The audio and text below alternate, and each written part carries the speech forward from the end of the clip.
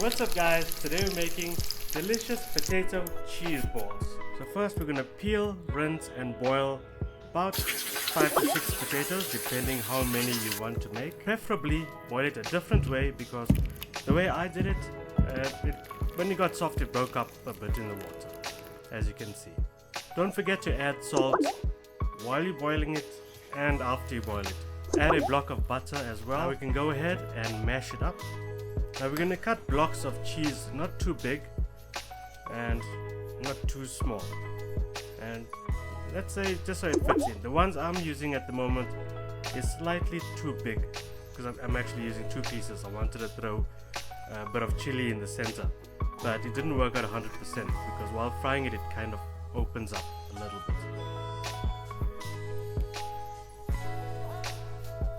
But once you're finished with the cheese balls with the potato, we're going to put it in the fridge for about 30 minutes just so it sets or gets hard a little bit. We don't want it to break while we're basting it with the egg and the crumbs. Now for the basting part, we're going to add 1 egg, half a cup of milk,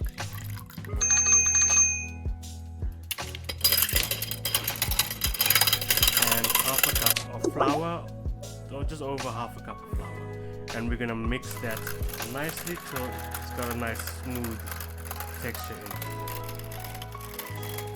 And we're gonna keep our crumbs in a separate bowl. Once it's done in the fridge, after 30 minutes we can get it out and roll it into the egg milk mixture and then throw it into the crumbs. Now the easiest way to crumb it is the way I'm just showing you right now.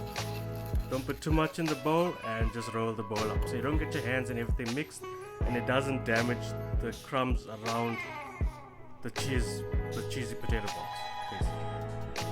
So next we're going to fry it on medium heat and turn it once it is golden brown. Let's try and get all the sides nice and brown. We don't want it too burnt, but we want the cheese in the middle to melt it. And if you enjoyed the video this far, don't forget to leave a like, subscribe to the channel and hit the bell for future videos.